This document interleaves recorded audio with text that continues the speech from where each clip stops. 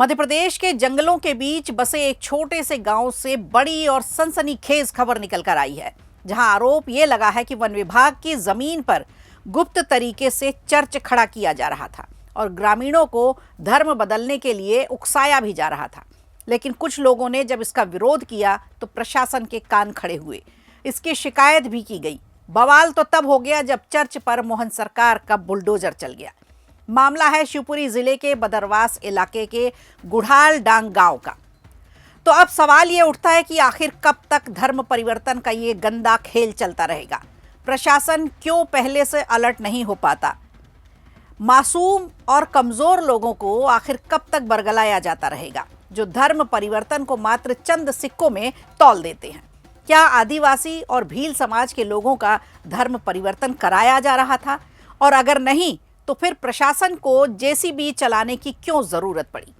हम आपको बताएंगे ये पूरा रैकेट कैसे चल रहा, कैसे इन भोले भाले लोगों को लालच देकर इनके धर्म से अलग किया जा रहा था, और पूरे भारत में क्रिश्चियन कन्वर्सेशन क्यों चिंता का विषय बना हुआ है। नमस्कार, खबर प्रधान देख रहे हैं आप और मैं हूं आपके साथ संगीता श्रीवास्तव।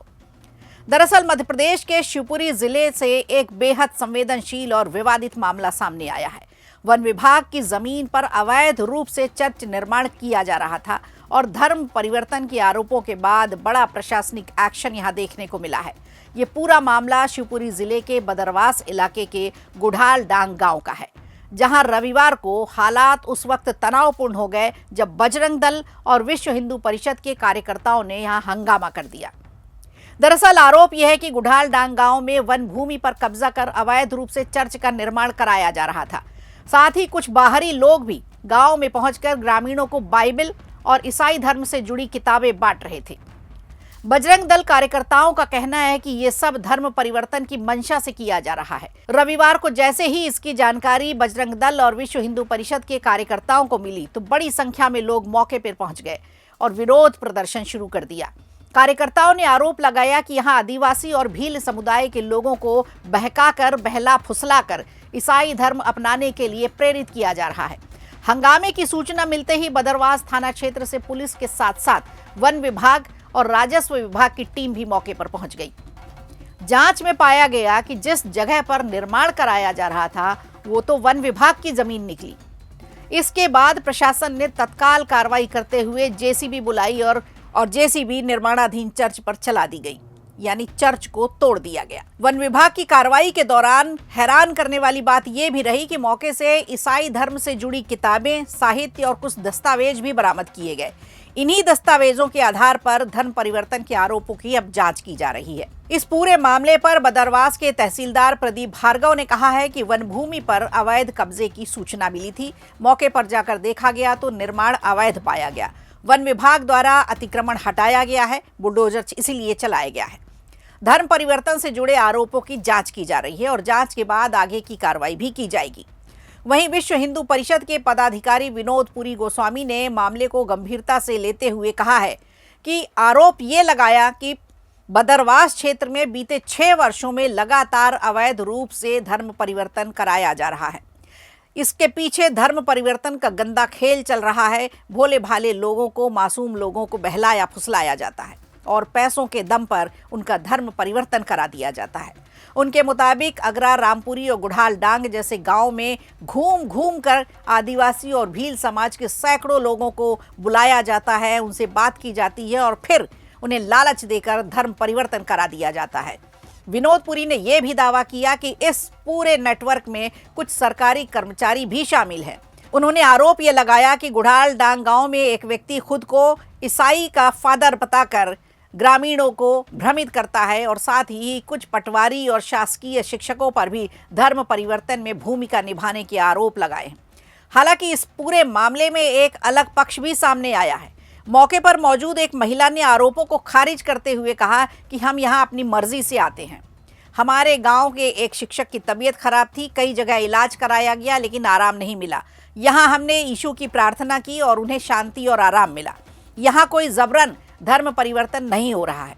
तो देखिए किस तरह से आदिवासियों को और भील समुदाय के लोगों को बरगलाया जाता है कि अब वो भी उन्हीं की भाषा बोलने लगते हैं।